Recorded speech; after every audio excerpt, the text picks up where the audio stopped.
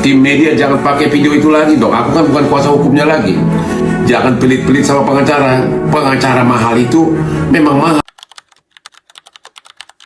Assalamualaikum warahmatullahi wabarakatuh. Salam orasi kritis. Saudara-saudara sebangsa dan setanah air, dunia perkontenan kembali diguncang oleh satu kalimat yang mampu membuat dompet bergetar dan klien mendadak introspeksi. Apa kalimatnya? Pengacara mahal itu memang mahal. Dan yang mengatakan itu bukan tetangga sebelah kontrakan, tapi Hotman Paris Hutapea, sang pengacara berlian, manusia yang jasnya bisa lebih mahal daripada motor Beat kredit 5 tahun. Tiba-tiba Bang Hotman muncul memberi klarifikasi keras, saudara-saudara. Beliau meminta video-video lamanya saat membela Nadiem Makarim jangan dipakai lagi. Karena katanya, aku kan bukan kuasa hukumnya lagi. Waduh, ini kalau status WA manusia biasa, tinggal jangan hubungi aku lagi. Gitu mungkin maksudnya. Namun persoalannya tidak sesederhana mantan yang gagal move on, saudara-saudara. Karena di tengah klarifikasi tersebut muncul nama Pak Presiden, ya, Prabowo Subianto, muncul pembelaan terhadap Nadiem, dan muncul pula kalimat yang mungkin membuat banyak klien pengacara elit mendadak batuk-batuk kecil.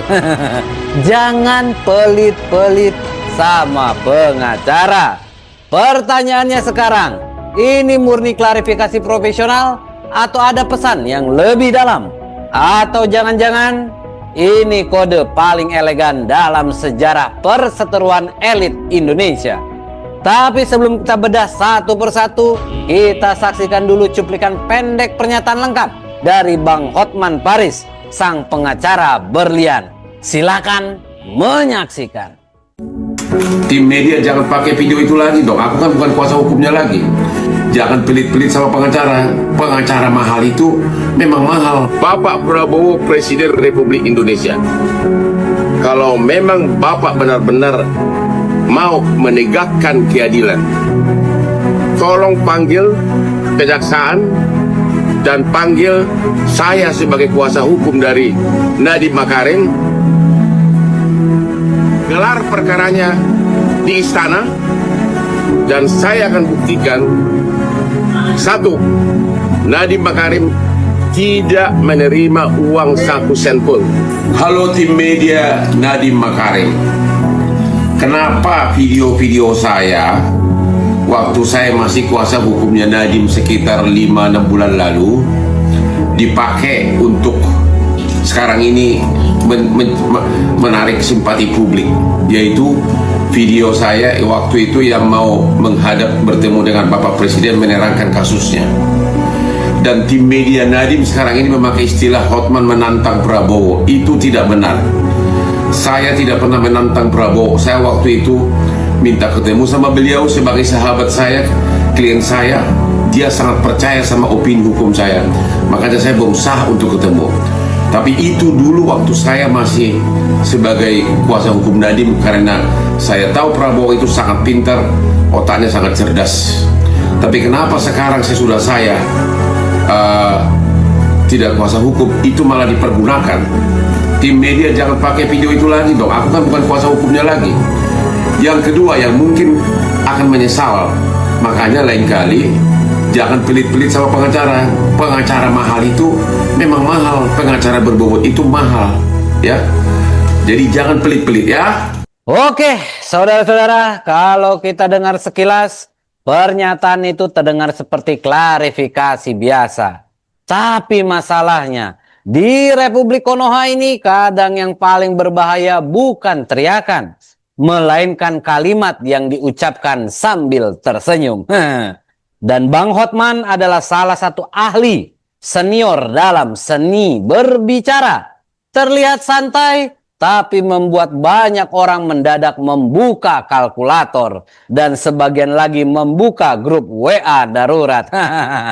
Coba perhatikan saudara-saudara, beliau bukan cuma bilang saya sudah bukan kuasa hukumnya lagi. Tidak, tapi beliau juga menyentil tim media, memuji presiden, membela mantan klien, sekaligus menyisipkan kalimat yang nadanya seperti invoice yang belum dibayar. Pengacara mahal itu memang mahal, saudara-saudara. Itu bukan sekedar klarifikasi. Hal itu sudah seperti mixtape politik, hukum, ego profesional, dan sedikit aroma sindiran kelas premium. Karena itu sekarang kita masuk ke bagian yang paling penting. Kita bedah satu persatu. Apa sebenarnya pesan tersembunyi di balik pernyataan Bung Hotman Paris Hutapea? Pertama-tama kita harus memahami satu hal penting. Tokoh seperti Hotman Paris Hutapea tidak pernah berbicara secara polos.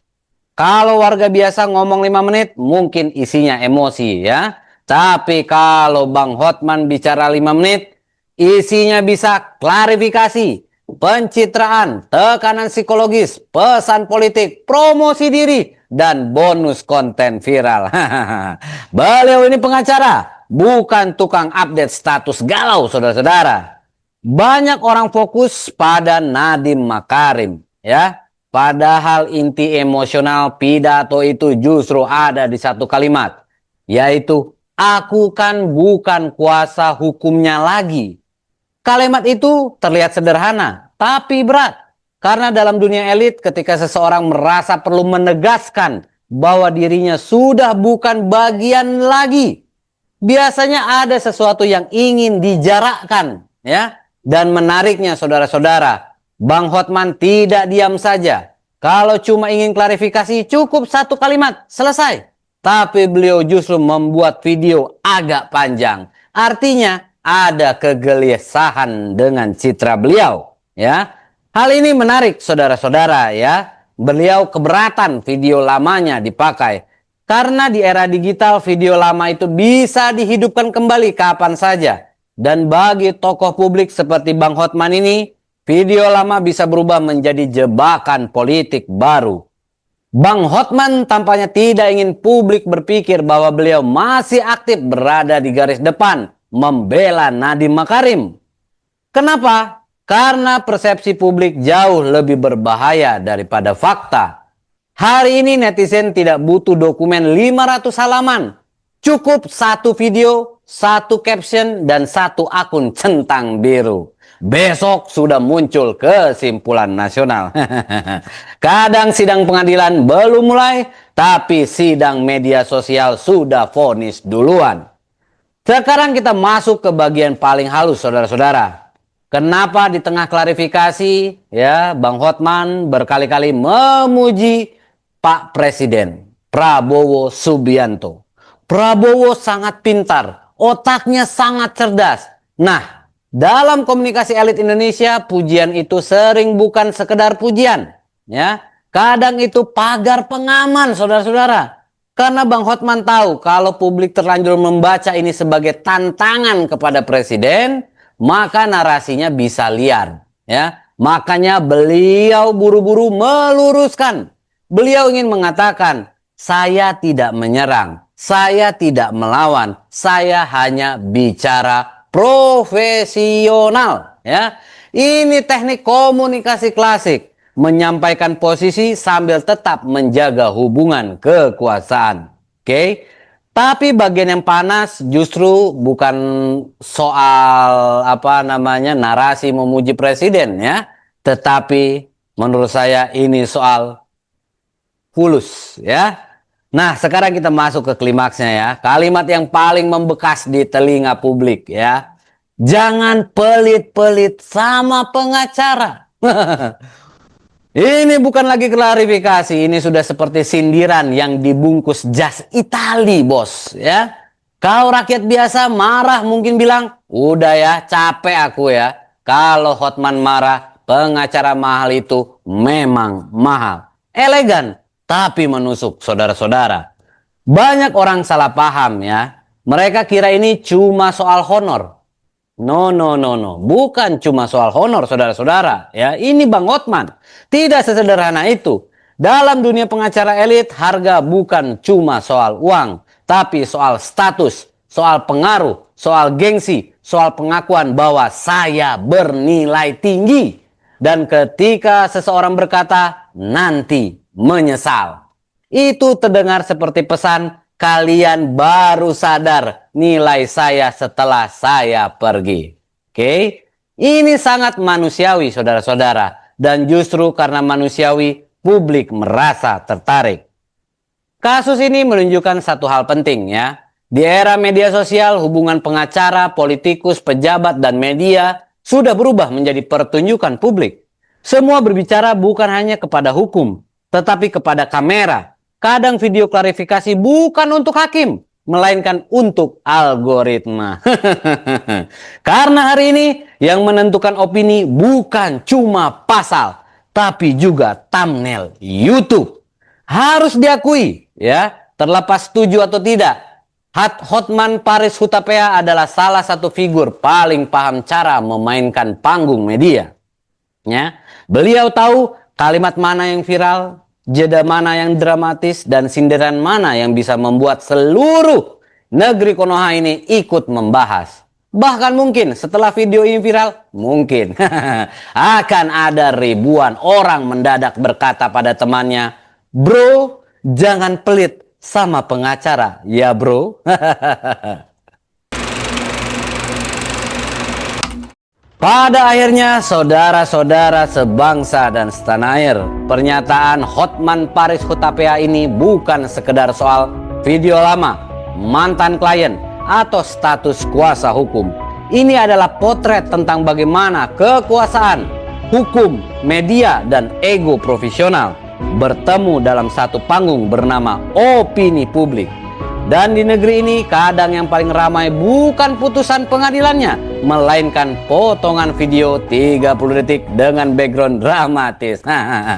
Bahkan mungkin ada orang yang awalnya cari tutorial masak di YouTube, pulangnya malah hafal tarif pengacara elit. Pengacara berlian, bos. Namun satu hal yang tidak bisa dipungkiri, Bang Hotman berhasil melakukan sesuatu yang sangat sulit di era digital. Beliau membuat publik berhenti scrolling, lalu mendengarkan.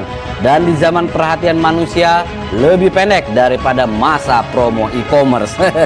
Itu adalah kekuatan besar, saudara-saudara. Pertanyaannya sekarang, apakah ini benar-benar akhir hubungan profesional atau baru episode pembuka dari drama elit berikutnya? Kita tunggu saja ya. Karena di republik ini politik bisa berubah dalam semalam, tapi konten viral bisa hidup selamanya di media sosial. Kalau kalian setuju bahwa dunia hukum Indonesia sekarang semakin mirip panggung reality show, tulis pendapat kalian di kolom komentar. Dan jangan lupa, jangan pelit-pelit sama tombol subscribe. Sekian orasi kritis hari ini. Sampai jumpa di orasi berikutnya.